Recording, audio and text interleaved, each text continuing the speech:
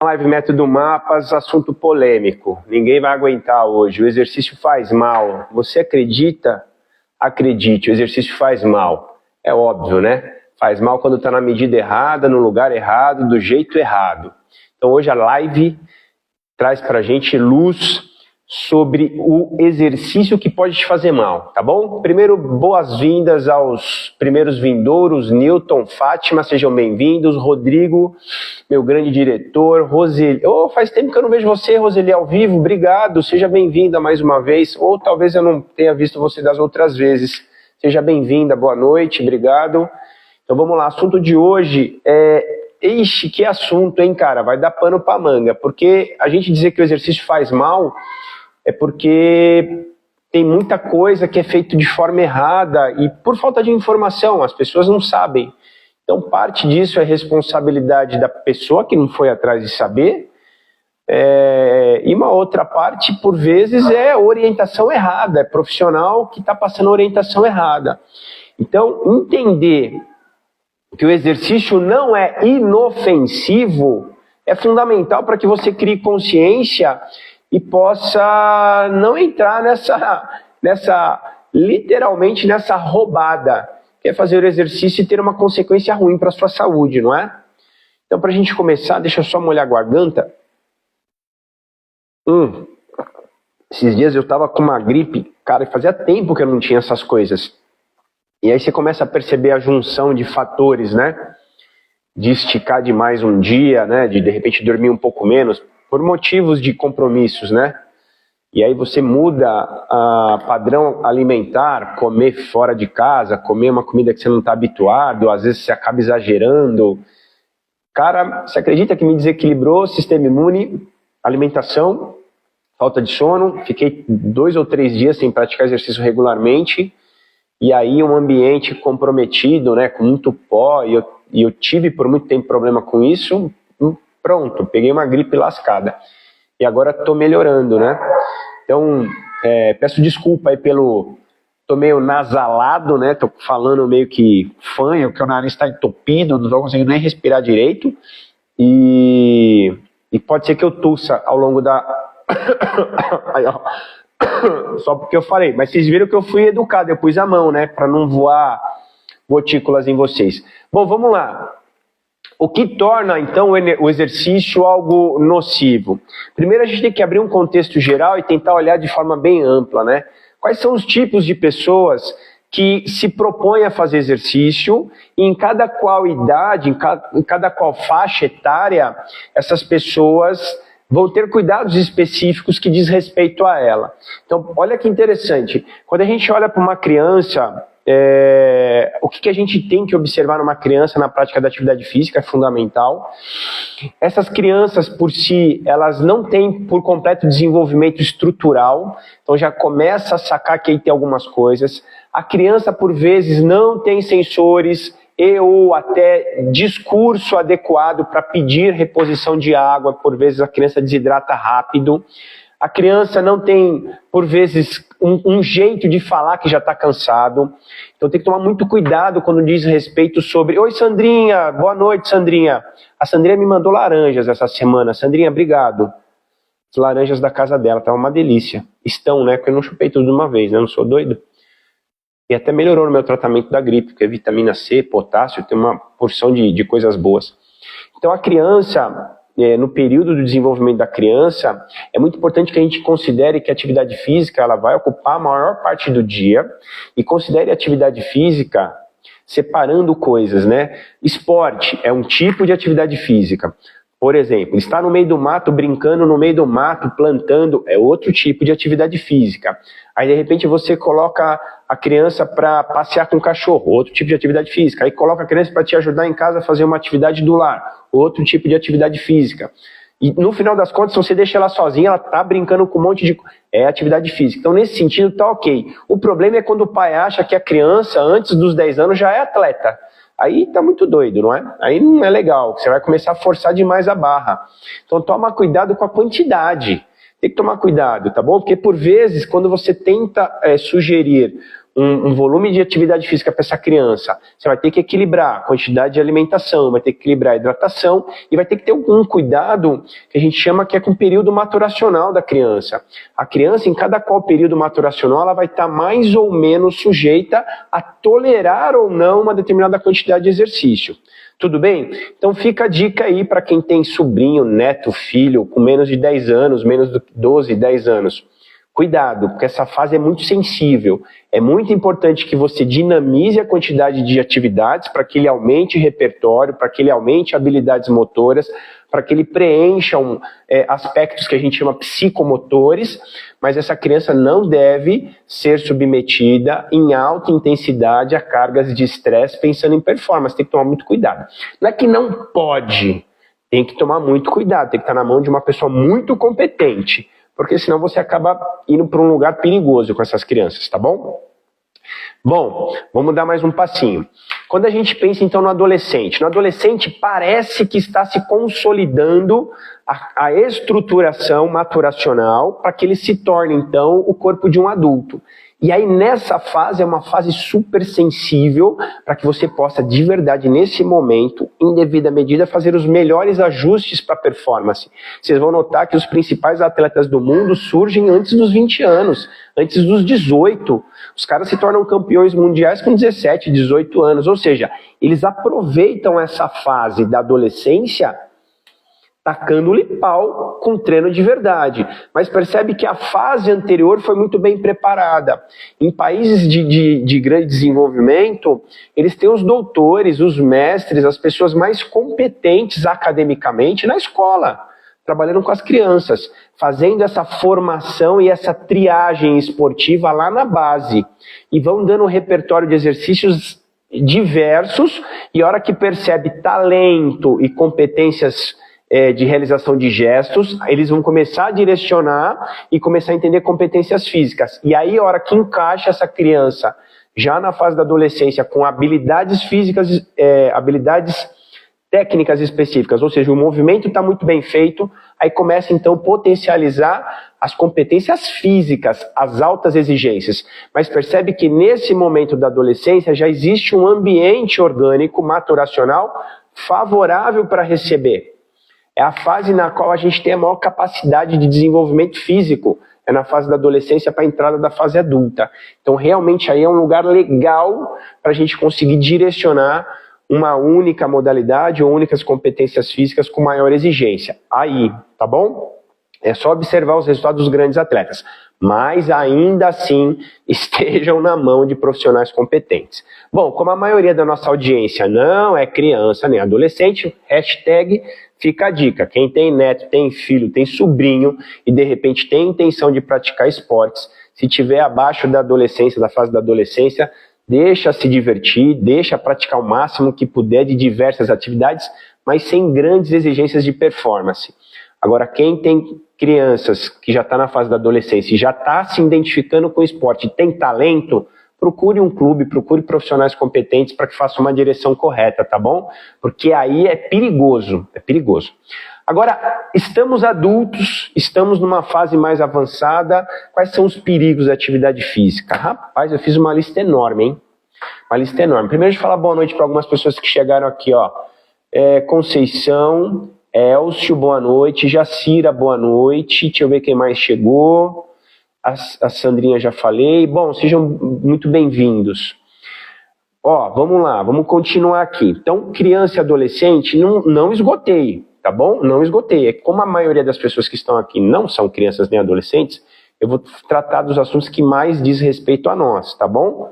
De novo, hashtag fica a dica, alerta aos responsáveis das crianças antes da fase da adolescência, tem que avaliar nível maturacional para saber qual é a carga de treinamento que ele pode receber de exercício físico.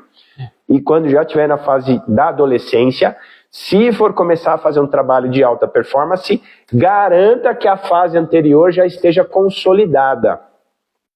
Porque não dá para colocar uma carga de trabalho, de treinamento físico intenso num gesto que está errado, num movimento que está mal feito.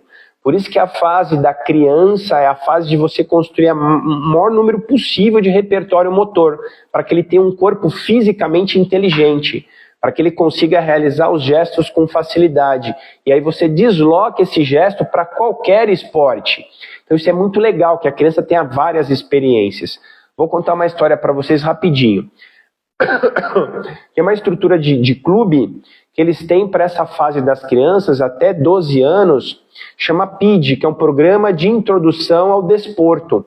Ou seja, a criança fica um semestre variando entre várias modalidades esportivas para que ele possa experienciar. Não estão preocupados com performance, com nada. E é incrível você ver o trabalho dos caras, você fala, nossa, dá gosto de ver. E em especial, tem um professor de judô que eu vejo dar aula, que aula! Porque a gente que é profissional de educação física, a gente compreende, por mais que eu não trabalhe com criança, mas a gente teve as disciplinas, a gente compreende a construção pedagógica que ele faz para que ele consiga entregar judô sem as crianças ao sequer saber para que serve aquilo. Então ele transforma o judô em tudo como brincadeira e lúdico, e as crianças se divertem fazendo um judô lúdico. Então ele entra no universo das crianças de forma maestral. E aquilo me deu um orgulho, e eu falei, professor, você é incrível, cara, você é demais, que entrega exemplar. Então isso foi muito legal, né? Não é à toa que ele tem uma equipe enorme aí de atletas que foram sendo construídos desde lá de baixo, né? Muito legal, muito legal. E sem falar no afeto que ele entrega para as crianças, que ele fala, é brincadeira, é um cara que nasceu com o dom de entregar isso para as crianças por meio do judô. Então, quando você for procurar um profissional que vai entregar algo para o seu filho, para o seu neto, para o seu sobrinho, cara, vai lá ver, vai lá observar, vai lá entender a conduta do cara, vai ver se ele está conseguindo realmente no universo, porque senão ele vai começar a fazer uma coisa que, por vezes, não está adequado com a faixa etária, tá bom? Bom, vamos evoluir um pouquinho. Na fase da adolescência e já na fase adulta, hoje a gente está vivendo um monte de coisas aí que são perigosas. O que são coisas perigosas? A gente está vivendo um momento que as pessoas estão extremamente preocupadas e desconfortáveis até com as questões estéticas, não é? Só que ao mesmo tempo a gente está num momento de uma ultra épica pandemia da obesidade. Não sei se vocês já se ligaram. A gente está nessa ultra épica pandemia da obesidade. Morre-se milhões de pessoas por ano por causa da obesidade. E do outro lado, milhões de pessoas se embrenham numa rotina por emagrecimento, para tentar resolver o problema da obesidade. E a primeira coisa que vem na cabeça da pessoa quando pensa em emagrecer, ou as duas primeiras coisas que deveriam vir, seria a alimentação correta e o exercício físico. Só que por vezes a pessoa muda a ordem. As pessoas colocam na frente o exercício físico como o fator de emagrecimento. Beleza? E aí ele atribui que o exercício vai resolver o problema dele. O que o Rodrigo escreveu? Mata mais que a fome. Pois é, Rodrigo, cara, acho que sim. Acho que tá matando mais que a fome mesmo, tem razão. Tem razão. Não sei, vamos olhar esses números aí. Não sei se mata mais, mas hoje tem mais gente obesa do que passando fome, sem sombra de dúvida, tá, gente? Quase metade da população do planeta com sobrepeso e ou obesidade é muito louco, né? Tem mais gente obesa do que passando fome, isso certamente. Morrendo eu já não sei, boa pergunta, hein? Vou pesquisar. Mas voltando ao raciocínio, quando a pessoa procura o exercício para resolver um problema estético, neste caso da obesidade, vou lembrar vocês, a obesidade é um problema multifacetado. Não dá para você resolver apontando numa única direção. Não tem como. Se você não controlar, a exemplo dos 5 pilares que o mapa sugere, movimento, sim, tem que fazer exercício físico. Alimentação, sim, tem que ter uma alimentação planejada. Pensamento, sim, tem que organizar seus pensamentos para que você module as suas ações. A alegria, ou seja, tem que modular o ambiente, as relações que você tem com os ambientes que você convive. E sim, tem que modular o sono. Isso aqui garante emagrecimento saudável. E isso garante saúde. E isso garante longevidade. Isso aqui a gente não inventou, tá, galera? A gente só se apropriou de algo que a ciência já deixou disponível pra gente, a gente pegou e construiu um método, que é o método MAPAS. Então, pensando no emagrecimento, quando a pessoa mira só no exercício, por vezes, ela vai depositar muita energia no exercício. Aí ele chega no lugar de praticar exercício, o professor, quando muito bem instruído, vai devagar com o cara. Fala, não, calma aí, vamos devagar, deixa eu te avaliar, deixa eu te explicar como é que é. E a pessoa tá naquela ansiedade maluca para já querer sair dali suado, que nem um peru de Natal, aquela coisa maluca. E você fala, meu Deus do céu. Aí o cara, você vai, orienta o aluno de repente sobe lá na esteira, você fala, olha, você vai ficar aí 10 minutos, 15 minutos, porque seu corpo não está preparado para aguentar tanto exercício. E o aluno não aceita. Não, eu aguento. Aí fica 15, 20, 30 minutos, hora que você olha e fala, eu não falei só 15, por que você está 30? E aí a pessoa já na largada começa a apresentar um volume, uma quantidade de exercício que aquele corpo não está preparado. Aí você vai falar, mas Vlad, o que é um corpo preparado? Como é que prepara um corpo para fazer o exercício? Pois é, como é que prepara um cérebro para escrever? Lembra lá na escola que a gente fazia rabiscos aleatórios? Você não tem controle ainda, motor, para fazer uma letra. Nem entendimento do que é a letra, do que significa aquele desenho, porque é um desenho, na nossa cabeça é um desenho. E muito menos controle motor. E aí, por vezes, a gente começa a repetir padrões que era sugerido. Ondinhas,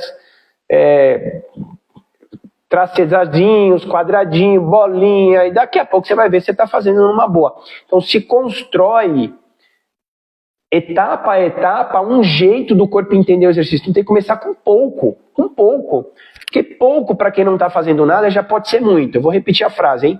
Pouco para quem não está fazendo nada pode ser muito, tá bom? 10 minutos de caminhada. Olha como é fácil fazer conta, hein? Uma caminhada, seja ela qual for, corresponde a cada passo, um passo, outro passo, outro passo. Cada passo que você dá corresponde a mais ou menos de 1,2 a 1,5 vezes o seu peso corporal.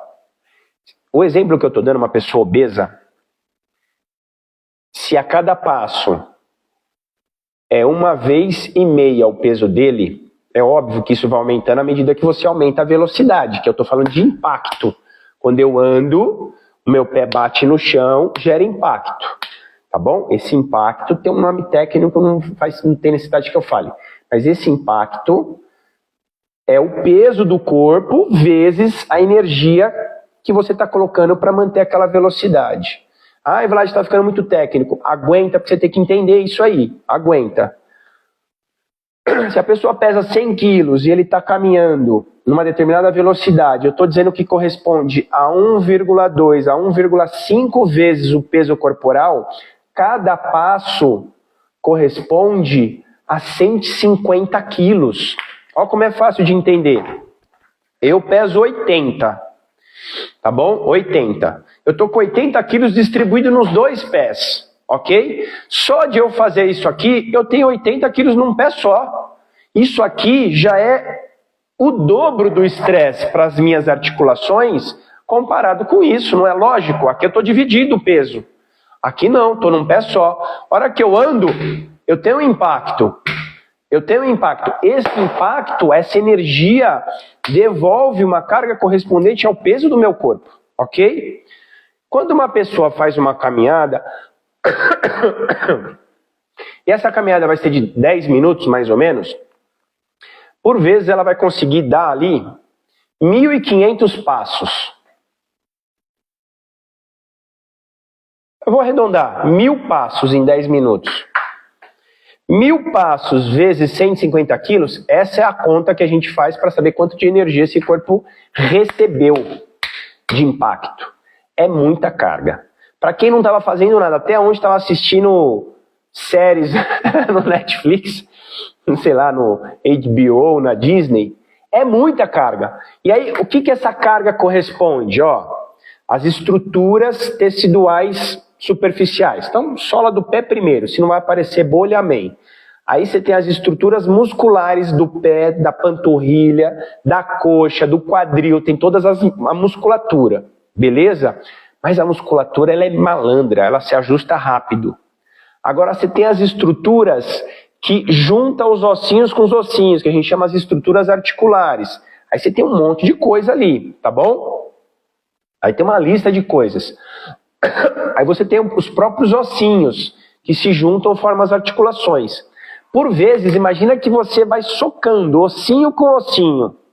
Ai, que delícia! Uma hora, a estrutura que protege um osso de bater no outro, ele falou, ai, amigão, não dá não, hein? Ai, apertou demais aqui, deixa eu dar uma inflamada aqui, porque você me machucou. Quando inflama e começa a gerar dor na região, a inflamação causa um edema, causa um inchaço, e aí diminui ainda mais os espaços articulares. E aí o cara quer forçar mais o exercício, aí começa a machucar mais ainda. Pronto, já dei um exemplo onde o exercício está te fazendo mal. Começar o exercício em excesso, começar uma rotina de exercícios que está gerando muita dor, tá errado. Tá errado, o exercício não é para ser feito desse jeito. Quem começa uma rotina de exercícios tem que começar com muito pouco. O muito pouco, para quem não estava fazendo nada, pode ser muito. Tá bom? Uma outra historinha aqui. Uma vez eu peguei uma senhora, por volta de uns 75 anos, e eu vi ela indo para a feira e voltar, morava perto do lugar que eu atendi, e fui dar uma aula para ela, falei, oi, tudo bem? Que bom, acho que eu vejo a senhora fazendo isso, tá? Ah, pois é, filho, eu faço, eu tenho que cuidar das minhas coisas. Ah, tá, então vamos colocar a senhora aqui, depois de ter feito a avaliação, ter verificado várias coisas que são importantes, eu vou falar algumas delas aqui ao longo da live. Falei, vamos caminhar 5 minutos. Ela falou, nossa, 5 minutos não é muito? Eu falei, pois é, para a senhora, pelo que eu vejo a senhora fazer, pelo que a gente conversou, eu imagino que não. Vamos fazer? Fizemos 5 minutos, fizemos a rotina de exercício, no outro dia ela ligou, falando que estava morrendo de dor na perna. Então, naquele dia, aqueles 5 minutos foi muito para ela. Só que ela era uma pessoa que anda mais que 5 minutos todos os dias. Então percebe que ainda assim, as escolhas dos exercícios em determinado dia, pode ser exagerado para aquela característica de pessoa. Então percebe que tem que ter um cuidado muito grande. Muito grande. À medida que as primaveras vão se avançando, o início do exercício tem que ser cada vez mais confortável. Então imagina que um adulto, 25 anos, vai começar uma rotina de exercício, por qualquer que seja o motivo, 10 a 15 minutos de caminhada. Estou dando um exemplo, tá? Uma pessoa de 70 anos vai começar a mesma rotina, não vai fazer de 10 a 15 minutos. Cara, 5 a 7 minutos talvez já esteja suficiente numa velocidade muito confortável. Beleza? Então, ficou aí mais uma dica, onde que o exercício pode fazer mal. O início da rotina de exercícios tem que ser muito leve. Você vai para um local de prática de exercício, clube, academia, sei lá para onde você vai, posto de saúde, programa de atividade do seu convênio, sei lá para onde que você vai. Se lá vai falar, o programa de exercícios tem aulas de 1 hora, e você está começando hoje e quer fazer igual todo mundo que já está lá 2, 3 anos, não vai dar certo. Pode garantir que não vai dar certo, vai dar ruim isso aí. Vai ficar com muita dor. Não faça. Não faça. Fala, professor, meu primeiro dia eu vou fazer metade da metade e para mim já está legal. Se não doer nada, amanhã eu faço um pouquinho mais. Porque a dor é sinal de um processo inflamatório. Ela faz parte de um programa de treinamento físico quando eu penso em resultado. Em resultados de performance. Quando eu penso em saúde, eu tenho que fazer uma evolução muito gradativa. Porque senão eu vou me agredir, e aí não é legal, tá bom? O nosso cérebro é campeão em 3 coisas básicas, tá bom? Prazer, economia de energia e ausência de dor. Vou repetir. Prazer, a gente fica procurando a todo momento coisas que geram prazer, é só analisar. Comida, sexo, bebida, televisão, é só coisa que gera prazer, é só analisar. Economia de energia, a gente não quer gastar energia não. O cérebro é campeão em buscar prazer, economia de energia e não sentir dor. O cérebro é campeão nesses 3 mecanismos.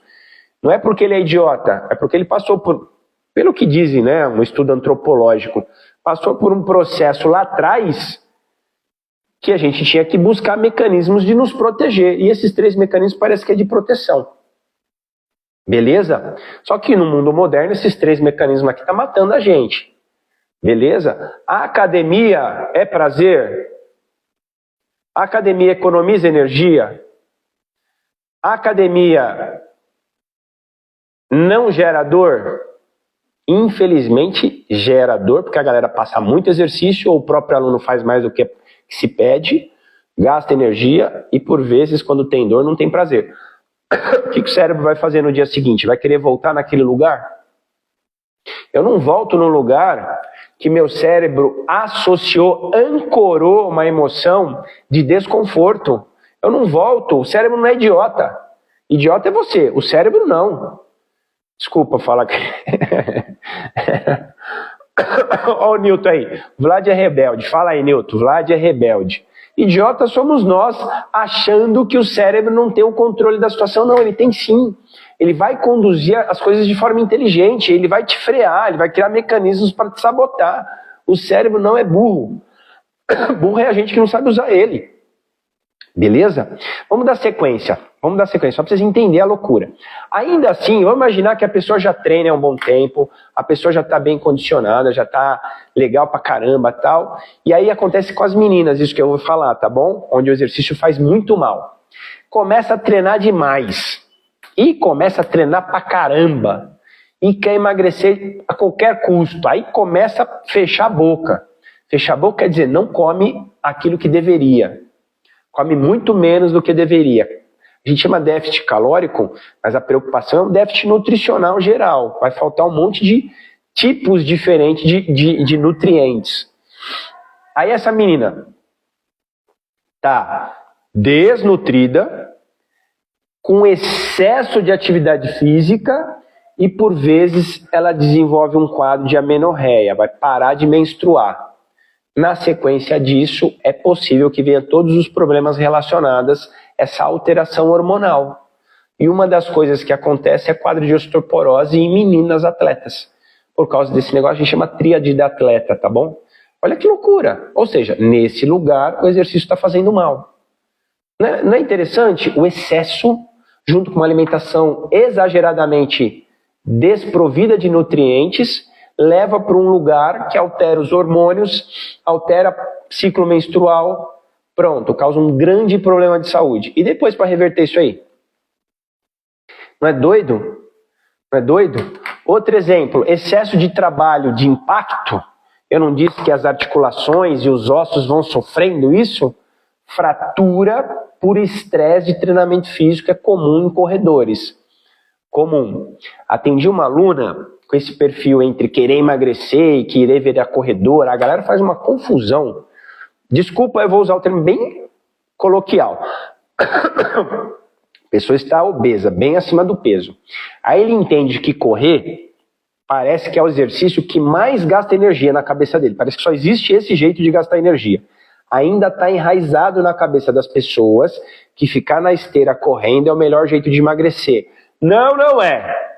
A gente entra nessa discussão outro dia, não vou entrar nessa discussão hoje não. Não, não é. Existem milhares de outros jeitos. O grande problema da esteira para quem está obeso é o impacto. O impacto para quem está obeso é um grande problema, já expliquei. Tá bom? Aí você pega a pessoa que é obesa, ele quer misturar duas coisas, resolver o problema da obesidade e virar atleta de corrida, de maratona, de final de semana. Porque as provas de final de semana, quem corre na rua, é maravilhosa, é uma delícia, é um evento gostoso, é uma gente legal, bacana, bonita, dá uma energia boa pra caramba, você corre ao ar livre, tudo isso é maravilhoso. Só que você tem que estar em boas condições para fazer isso. Não dá para ser uma coisa arbitrária, tem que ter um planejamento, tem que ter uma avaliação específica, tem que se falar assim, você pode, não, você não pode. Você tem condições, você não está pronto. Tem que ter esse bom senso, só que a pessoa não aceita. A pessoa não quer ouvir isso. Não, minha amiga faz, eu faço com ela, eu vou devagarzinho. Eu vou no meu ritmo. Cara, não é isso. Porque aí, não, sabe quando a gente vê que o profissional parece que não serve para nada? Médico do esporte não serve para nada, fisiologista, fisioterapeuta, profissional de educação, não serve para nada. Porque eles vão falar para essa pessoa super obesa que não é para correr, mas a pessoa, mas eu vou no meu ritmo que eu consigo. Vai dar problema. Essa história que eu estou contando, uma aluna fez isso. Eu falei, cara, você está exagerando, cara, você está exagerando. De repente ela some da academia. Falei, bom, aconteceu alguma coisa. Ela volta 60 dias depois. Falei, nossa, o que aconteceu? Tá, você falou para eu evitar, mas eu continuei. Eu tive uma fratura. Tem um osso que sai da canela, que sobe, chama tíbia. A tíbia é um osso assim, ó. E aí tem um platô. da tíbia. O que é o platô da tíbia? É isso aqui, ó. Aí, de cima vem o fêmur. O osso da coxa chama fêmur. O osso que sobe tem a tíbia e tem a fíbula. Mas o que importa é a tíbia. Sobe um ossão assim que junta com o fêmur, para formar o joelho, a articulação do joelho. O platô da tíbia, ela fraturou internamente o platô. É justamente o excesso de impacto. Causou uma lesão interna no platô da tíbia, por excesso de trabalho de corrida no perfil dela com sobrepeso. Então não é exagero, galera. Eu vivi isso muito tempo e vi muito problema acontecer. Isso é um exemplo, tem diversos outros. Tendinite, bursite, ruptura de cápsula articular, problema de menisco, problema de ligamento. Ixi, vocês não têm noção. O volume de coisa, a lista é enorme, tá bom? Excesso de exercício. Tudo bem? Aí, nas meninas ainda, a gente tem que tomar um cuidado, que aí vai para um outro lugar. Quando a gente avalia a estrutura anatômica das meninas, as meninas têm uma conformação anatômica que é diferente. E isso tem um quadril mais largo e normalmente o joelho gira e vai para dentro. Esse movimento de quadril e de joelho gera uma anatomia de movimento diferente e isso acaba sendo, por vezes, mais lesivo. Então, nas escolhas dos exercícios, na forma de realizar, na amplitude, tem que ser diferente. Tem que ser diferente. O tempo de adaptação, por vezes, tem que ter mais cuidado. As mulheres não têm o mesmo ambiente que os meninos têm, por exemplo, hormonal, para responder ao treinamento. A quantidade de exercício, a intensidade tem que ser modulado de forma diferente. Existe hoje uma ciência das meninas, do treinamento físico para as meninas, que começou a se observar que é uma ciência diferente dos meninos. Fala boa noite aqui para Fátima, obrigado Fátima, Manu, sejam bem-vindas. Então, os exercícios que são feitos para as meninas, a exigência, o tipo, o jeito, considerando a conformação anatômica, a tolerância hormonal, é diferente dos meninos. Só que por muito tempo a ciência foi feita com homens. As pesquisas foram feitas com muitos homens. A maior parte das pesquisas começou com homens. Então a ciência é esquisito, né? Parece que a gente está tão evoluído, está tão moderno, e não é tão assim não, tá bom? E ainda, além de ter demorado a ciência a ser feita com as meninas, ela está num documento acadêmico. E aí não é todo profissional que tem habilidade em ler um documento acadêmico. Quem dera ler um livro. E ler um documento acadêmico, então, é mais difícil ainda. Então, vai demorar para as coisas chegarem na realidade. Apesar que hoje as mídias sociais ajudam. Deixa eu dar mais um passinho. Falei de bastante tipos de problema de ordem osteoarticular. Quando a gente fala de postura, aí não precisa nem começar a discussão. Imagina que eu estou avaliando alguém tem uma postura desse aqui, porque por algum motivo tem uma postura ruim. E aí, por vezes, ele vai começar a fazer um determinado tipo de exercício, seja ele qual for, um esporte, um exercício físico na academia, uma ginástica, seja ele qual for. E se isso não for atendido antes até de colocar uma carga maior de treinamento, você vai forçar um ganho de estrutura numa condição que não está favorável. E aí volta eu reforçar a importância de a gente se atentar aos cuidados dos nossos colegas, por exemplo, fisioterapeutas. Algumas pessoas, por vezes, deveriam começar um programa de movimento físico, talvez com o nosso colega fisioterapeuta, que por vezes tem uma noção maior de algumas competências. Por exemplo, o RPG, que é um jeito de tratar a postura de forma bem específica, para então eu preparar esse corpo para aguentar uma carga menor de exercícios. Só que isso por vezes não acontece. O cara vai para um lugar de treinamento físico, não é feito nenhuma avaliação desse tipo, não é identificado o grau de problema que essa postura tenha, e aí começa aí todo mundo junto, e tem que tomar cuidado, tá bom?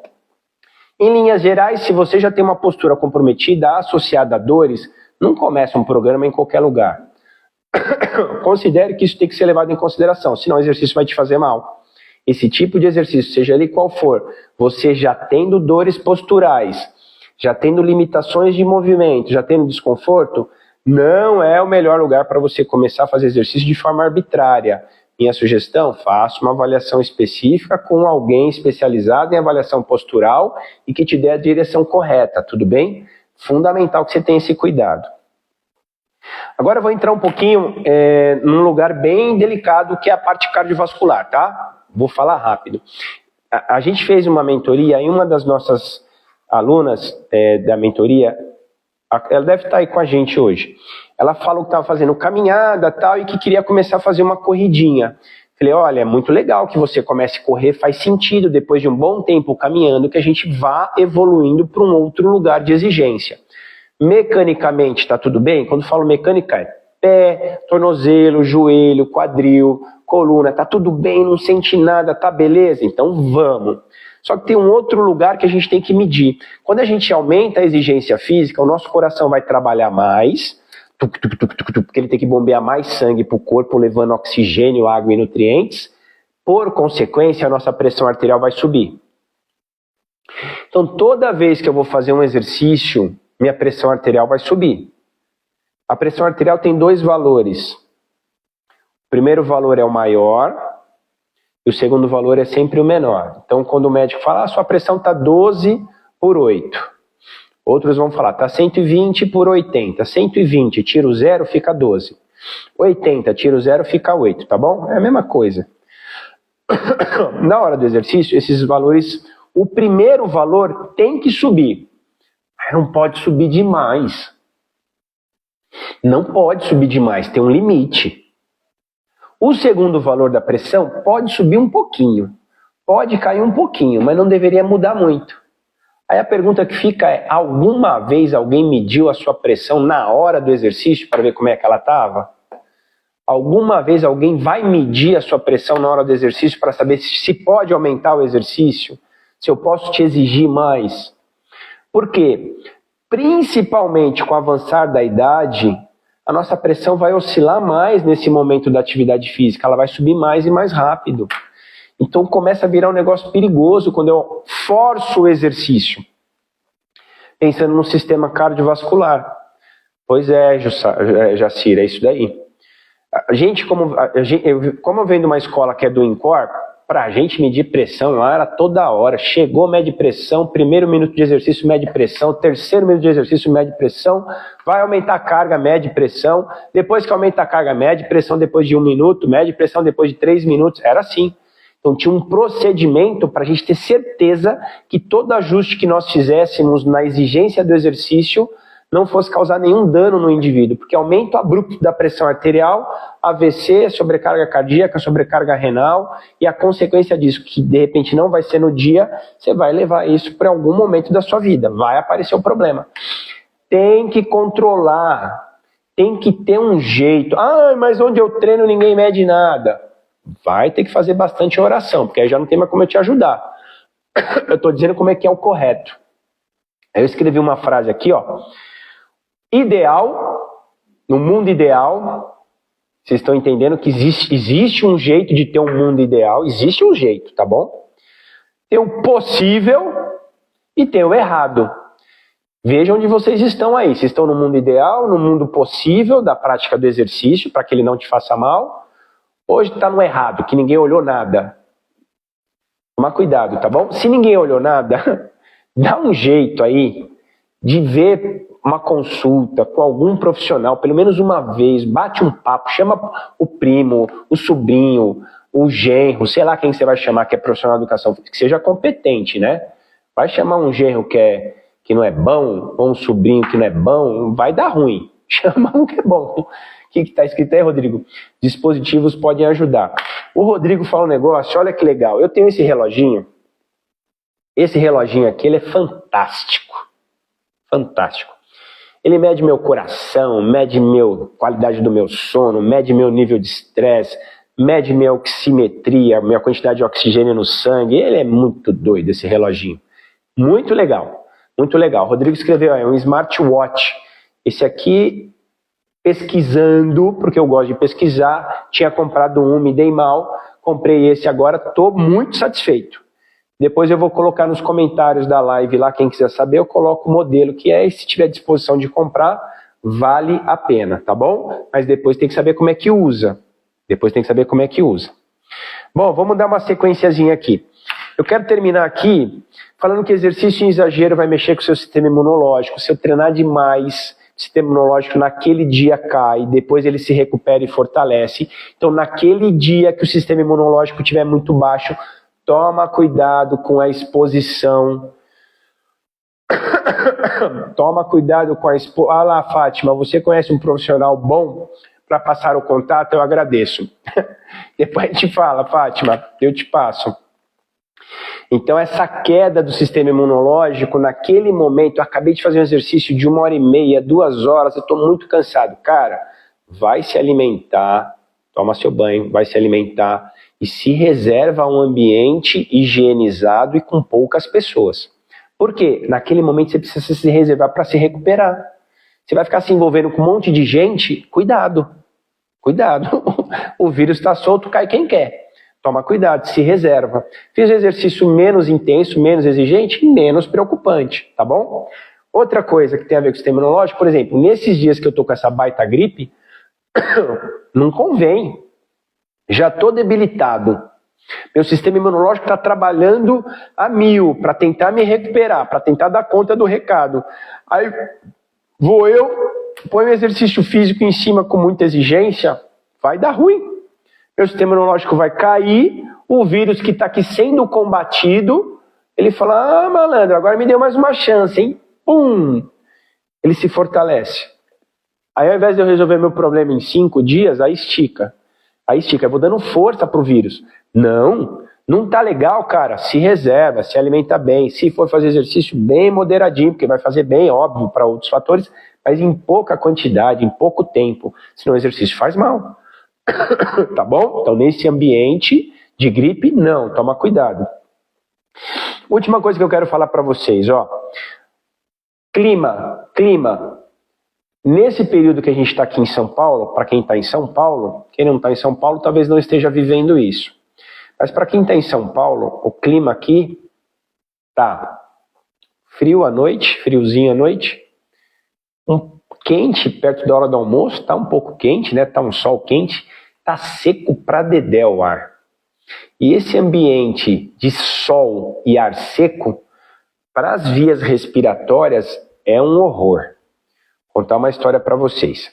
Na segunda-feira, eu tô atendendo numa clínica no Ibirapuera e eu já estava me sentindo mal com a gripe, mas estava tratando tal, consegui passar o meu dia de trabalho numa boa tal, saí da clínica, comecei a sentir um pouquinho os sintomas de uma febrezinha, de uma dor de cabeça. Entrei no carro, comecei a dirigir, ali a gente está bem próximo do centro da cidade de São Paulo, a poluição é muito alta. Eu respirava ardia de eu começar a lacrimejar, falei, não é possível, que desconforto. Se eu respirasse pela boca, tossia. Se eu respirasse pelo nariz, ardia, mas ardia demais, porque já estava sensibilizado. E o ar seco pra caramba, por volta das 3, 4 horas da tarde. Ar seco pra caramba, aquele calor, com aquela poluição, é a combinação péssima para a nossa saúde. Neste dia, neste momento, neste tipo de ar, o exercício não faz bem. Ele vai te fazer mal, vai te maltratar. Então o exercício faz mal neste ambiente. Tá bom? Só um complemento, inclusive com o assunto da semana passada. Pensa que, mesmo que esteja tudo em ordem, você está se sentindo bem e você resolva fazer o exercício neste horário. Estou bem hidratado, deixa eu dar um gole aqui que a garganta está seca já. Essa é a recomendação. Nesses dias de ar seco tem que tomar mais água, tem que higienizar as narinas com soro fisiológico. Nós moramos em São Paulo e é o preço que a gente paga. Não quiser pagar esse preço, sai daqui, né? Vai ter que ir embora para outro lugar. Infelizmente ou felizmente, não sei. Se a gente quiser continuar morando na meca do capitalismo, tem que pagar um preço alto para isso, né? Fico pensando se isso vale a pena, porque a conta vai chegar. Se eu for fazer exercício nesse ambiente quente e de ar seco, eu vou ter que suar. Lembra que quando a gente faz exercício a gente sua? O suor, o que significa o suor do nosso corpo? É a tentativa que ele está fazendo para resfriar o calor que está gerando. Quando eu me movimento, eu gasto energia para o músculo realizar o movimento, e essa energia que o músculo realiza movimento também gera calor. Então esse calor, para não esquentar demais e entrar num estado febril do corpo, esse calor exagerado tem que ter um jeito de resfriar. Então ele cria o suor na superfície. O suor na superfície é como se eu estivesse jogando uma água no braço e tentasse abanar para esfriar. Você vai perceber que a superfície úmida, molhada com suor ou com água, em contato com o ar de fora, resfria mais rápido do que se o braço estiver seco. Só que se eu estiver suando num dia que o ar externo está muito seco, o suor vai evaporar muito rápido, então você vai suar mais. Ou seja, você vai desidratar mais rápido, vai ressecar o nariz, vai virar um angu de caroço. Então cuidado. Exercício num dia quente, com ar seco, você vai desidratar e vai ressecar toda a mucosa respiratória e vai dar 2 problemas, um respiratório e um de desidratação. Tudo bem? Eu não sei se está tudo bem não, mas um jeito que o exercício te faz mal. O ao contrário é, ainda assim, muito quente e o ar muito úmido, você também vai suar demais. Porque se eu tenho água na superfície, mas o ar também está muito úmido, você não consegue evaporar. Então você também vai suar demais. Então não se engane. Não se engane. Se você estiver suando demais, tem que fazer uma adequada reposição de água. Eu espero que não esteja aqui a gente conversando com nenhuma pessoa que pense em alta performance. Porque se pensa em alta performance, faça uma consulta para saber qual é a real necessidade das suas condições de hidratação, tá bom? Se é só água, se é água com algum outro componente junto, com carboidrato, com alguns minerais que tem que colocar ou não, enfim. Tem que fazer uma consulta com um especialista que dê conta de te orientar adequadamente.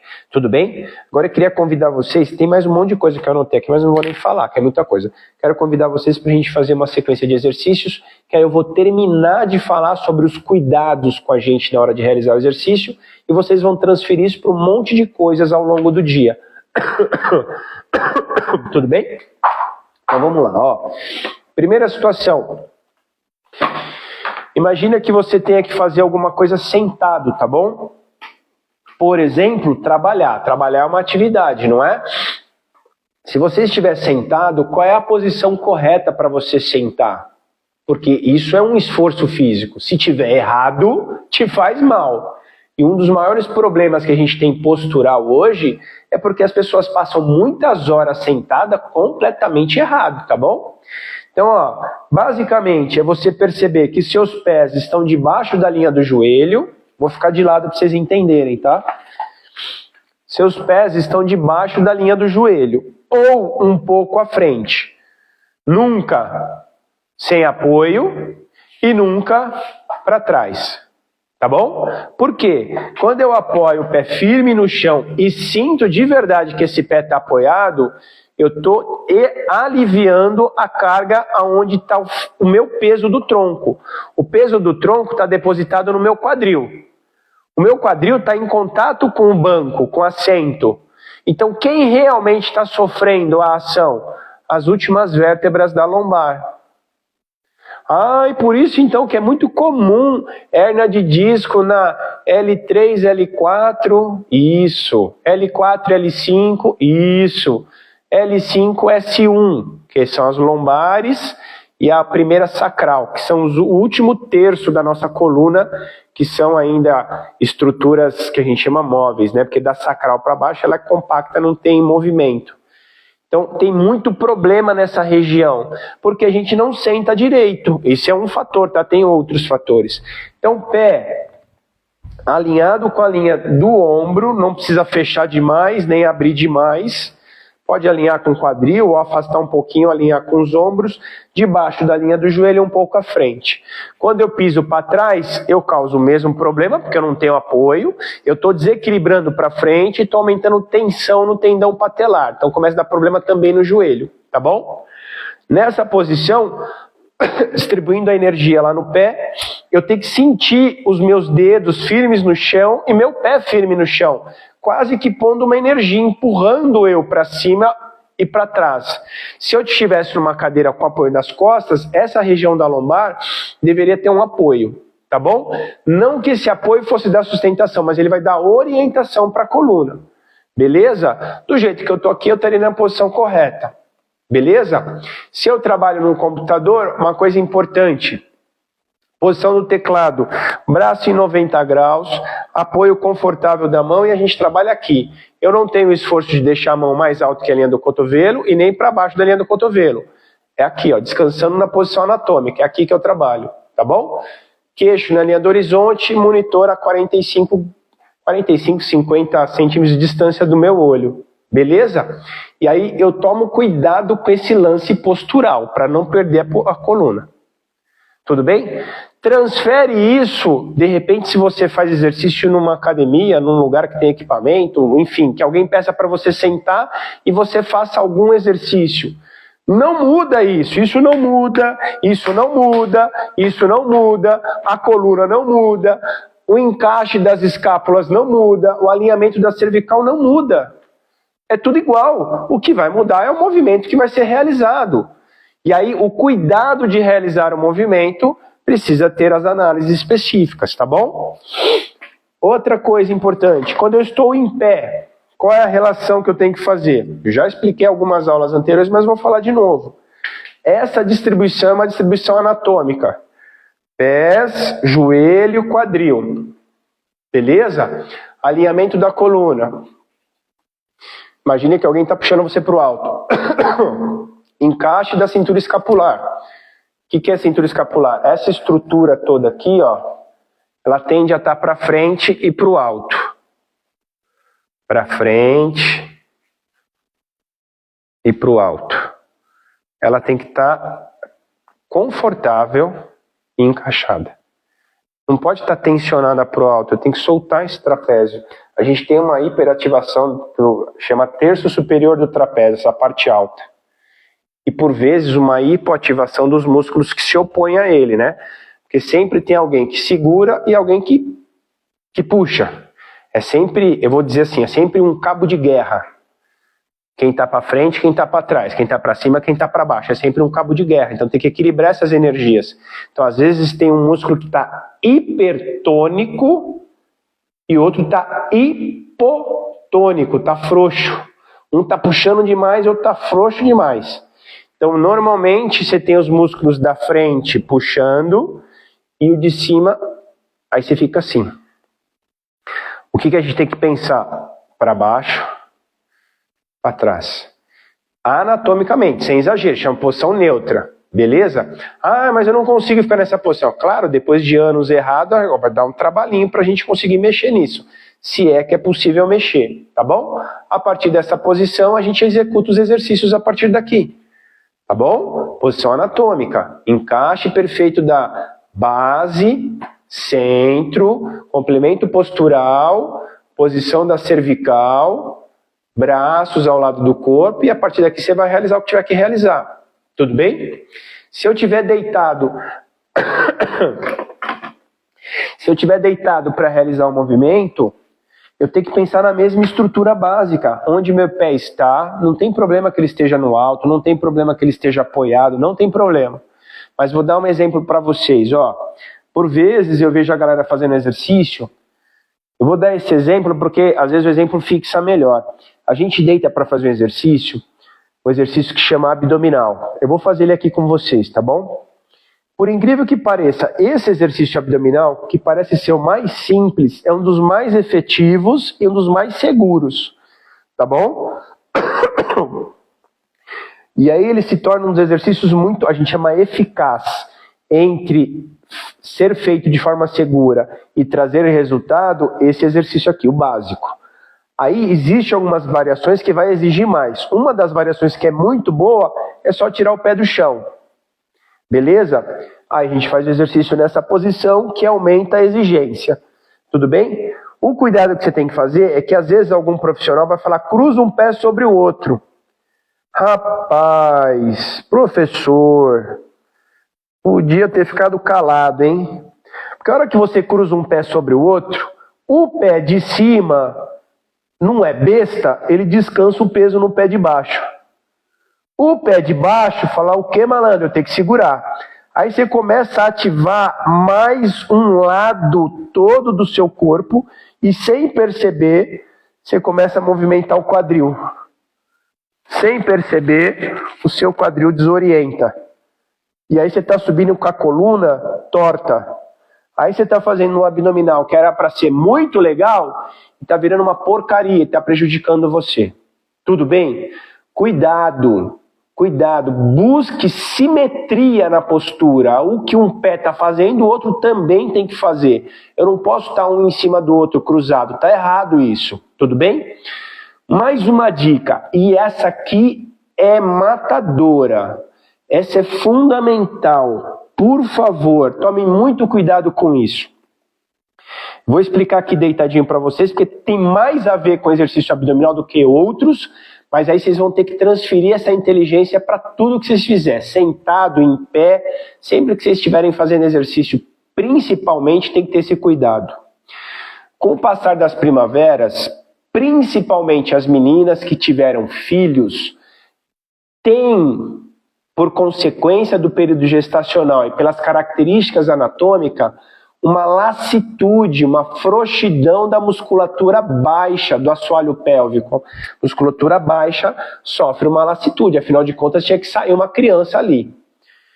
E essa lassitude, essa frouxidão dessa musculatura, por vezes, cria um peso, um empurramento das estruturas, principalmente da parte baixa das meninas, e a gente tem alguns problemas que por vezes acontecem. Um que é um dos mais graves é o prolapso genital. É bem feio de ver, é bem esquisito, mas tá lá. Então tem que ver. Quem tem que tratar, na maioria das vezes é só a operação que resolve. Um outro problema é essa compressão dos órgãos mais pesados sobre essa estrutura dos órgãos femininos, causa, e essa frouxidão, somada a essa frouxidão dessa estrutura do assoalho pélvico, causa incontinência urinária. Então é comum as meninas terem incontinência urinária mais comum que os meninos. Por vezes, 60, 70 anos, tossiu, escapa urina. Espirrou, escapa urina. Então tem que fazer um exercício para fortalecer o assoalho pélvico. Como é que é esse exercício? Cara, um dos mais simples é óbvio que se você tiver um problema grave, você precisa de acompanhamento profissional. De novo, volta a procurar um profissional. Fala com o seu médico, tem exercício específico, tem como ser feito com fisioterapeuta específico nesse procedimento. Mas na academia, se o seu caso não é grave, você precisa saber fazer uma ativação do assoalho pélvico para você evitar que você cause o problema. Não, professor, como assim? Pois é. Principalmente quando você estiver fazendo abdominal, lembra, orienta bem o pé no chão, sente os dedos, sente o calcanhar, o alinhamento, o joelho apontado para o alto, não deixa afastar demais, nem juntar demais, ok? Sente o quadril bem apoiadinho no chão, sente o alinhamento da coluna. Cara, minha coluna está no centro, ou tô torto. Não, tá tudo certinho, beleza. Me acomodei, vou começar o exercício. Calma lá, José, calma lá, Maria. Primeira coisa, eu falo para os meus alunos, e óbvio, eu explico com bastante carinho, fecha o zíper. O que é fechar o zíper? A gente tem a ativação do períneo, a musculatura lá de baixo, que tem a ver com ânus e tem a ver com controle urinário. A gente tem que aprender a fazer essa ativação sutil dessa musculatura. Porque quando eu ativo essa musculatura de forma sutil e sustento ela põe uma pressão que segura a pressão que o abdômen vai causar, empurrar os órgãos para baixo e para frente. Porque a hora que eu subo aqui, O que está acontecendo com os órgãos? Eles estão indo nessa direção. Se o assoalho pélvico não foi ativado, períneo não foi ativado, ele está permitindo essa pressão acontecer, vai aumentar a lassitude, vai aumentar a frouxidão dessa estrutura do assoalho pélvico. Isso vai causar um grande problema. Ou seja, você está propondo para você um aumento do risco, aumento da chance de você ter um prolapso genital e ou evoluir para uma incontinência urinária. Isso não deve acontecer. Então, se o seu professor ainda não te orientou a respeito disso, é fundamental que você entenda isso, tá bom? Então, crie mecanismos para que você se proteja de coisas que podem acontecer por falta de informação. Então, aos colegas da área se atentar a orientar o que parece ser óbvio, né? O que parece ser simples a respeito do exercício, mas não é tão óbvio, não é tão simples. Por vezes a gente nem pergunta se a pessoa tem esse prolapso genital, ou se essa pessoa tem incontinência urinária, mas tem que ter esse cuidado. Principalmente as pessoas de mais idade, elas sofrem com isso. É inevitável, é da característica da mulher evoluir. É muito triste, mas de cada 10 mulheres, 9 acima de 70 anos apresentam, 9 em média, né? 8 a 9 mulheres apresentam incontinência urinária ao tossir. Cara, que lugar esquisito. E dá para evitar? Dá para diminuir o problema. Dá para corrigir? Dá. Tem que investir num tratamento específico, tem que investir em coisas que são realmente efetivas, e aí precisa de um acompanhamento mais profissional. Então tem jeito de cuidar disso, mas o que eu estou dizendo é, como o tema da live hoje era o exercício faz mal, quem aqui, para a gente encerrar, tá? Quem aqui foi orientado sobre a ativação do assoalho pélvico na hora de realizar os exercícios da academia, do clube, sei lá onde? Alguém foi aí? Levanta a mãozinha quem foi. Ó quem tá aí, o Coiote. Seja bem-vindo, meu irmão. Sejam bem-vindos, todo mundo que entrou depois aí, que legal. Alguém foi orientado sobre períneo, assoalho pélvico? Pois é, e ainda tem muita coisa para falar. Não vou, porque eu já dei o meu horário e a gente vai encerrar agora às 8h08, já passou um pouquinho. Mas é isso, a gente não recebe toda a orientação que deveria. A gente, infelizmente, não tem europeu. Nossa, Manuela, você está sofisticada, hein? A gente não tem o devido acompanhamento. Ah, Fátima, você já... Obrigado, Fátima. Jacira e a Fátima, alunas ou do Método Mapas, ou foi aluna minha em algum momento da vida. Eu tentava orientar, porque eu tive o privilégio de ter essa informação muito cedo e fiquei com isso na cabeça. Bom, tem mais milhares de informações que eu poderia trazer na qual o exercício faz mal. Mas, em linhas gerais, os de hoje, na minha cabeça, são os que mais me chamam a atenção. Tá? Excesso de exercício. Exercício em ambiente inadequado, com muito quente, ar muito seco, a pessoa mal hidratada. Pessoa super obesa achando que já é atleta, isso não vai dar certo. Começar o exercício em exagero, isso não vai dar certo. Sair correndo, achar que é o único jeito de emagrecer, tá errado. Existem diversos outros métodos que você não precisa do impacto para emagrecer. Corre disso daqui, não é corre, é corrador. Corra do impacto, que isso não vai te fazer bem. Olha, Fátima, que legal, que bom, parabéns, que bom que a gente conseguiu, parabéns. Controle sua pressão arterial com frequência, tenha esse cuidado.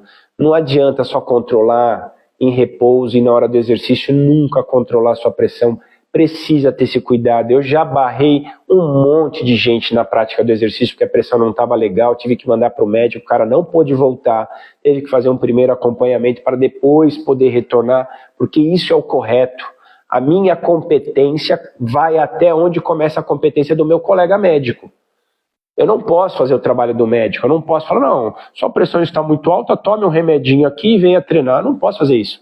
Sua pressão está alta, vai falar para o médico o que ele vai fazer. Precisa resolver o seu problema, tá bom? Pressão arterial é algo muito tranquilo de ser conduzido, desde que tenha um profissional que saiba conduzir, tá bom? Mas é tranquilo, não tem nenhum exagero. O problema é que as pessoas não fazem, Não fazem. Ah, muito bem, Manuela. Você deu sorte de ter um professor competente, né, Manu? E é isso. Então, ó, cuidado com o exagero do exercício no começo, cuidado com as altas temperaturas, o ar muito seco ou o ar muito úmido, cuidado com o frio extremo, cuidado que se você está querendo emagrecer, cuidado, separa o emagrecimento de achar que você virou atleta de corrida, cuidado com a sua pressão arterial, cuidado com o seu assoalho pélvico, cuidado se você tem algum desvio postural importante, cuidado se você é mocinha, a gente sabe que o seu joelho é mais sensível do que dos meninos, em linhas gerais, é mais frequente as lesões no joelho das meninas do que nos meninos. Cuidado se você trabalha muitas horas sentado, a hora que você levanta para fazer exercício, tem um monte de músculo encurtado, a coluna está toda sobrecarregada, cuidado, tá bom? Se vale a última dica, se você trabalha muitas horas sentados ao longo do dia, a cada 1 hora, no máximo, você tem que levantar. No máximo, levanta, fica 5 a 10 minutos em pé, faça alguma coisa, se alonga, se estica, escuta uma música, se mexe, canta, planta bananeira, vira cambalhota, sei lá o que você vai fazer, mas sai da posição da cadeira pelo menos por 10 minutos. Isso vai te fazer um bem enorme, tá bom? Um enorme beijo para vocês, um grande abraço. Se gostou, manda para os amigos. Fala, ih, galera, tem problema mesmo, hein? Se fizer exercício errado, vai dar ruim, tá legal? E vou adiantar para vocês. A gente vai fazer um dia que vai chamar Mapas Day. Olha que nome bonito, Newton. Mapas Day. O que vai ser o Mapas Day? Vai ser um domingo que nós vamos acordar cedinho juntos e nós vamos ter uma experiência ali por algumas horas, talvez 3, no máximo 4 horas, onde eu vou conduzir toda uma experiência com vocês. Toda ela na prática, tá bom? Pouca conversa e mais prática. Óbvio que não vai ser 4 horas de exercício, não faz sentido. Mas vai ser um preenchimento de meditação, uma conversa, mais alguma coisinha, uma ativação física, mais uma conversa, mais uma orientação, mais uma rotininha de exercícios, tudo tranquilo, com muita orientação, com muita explicação.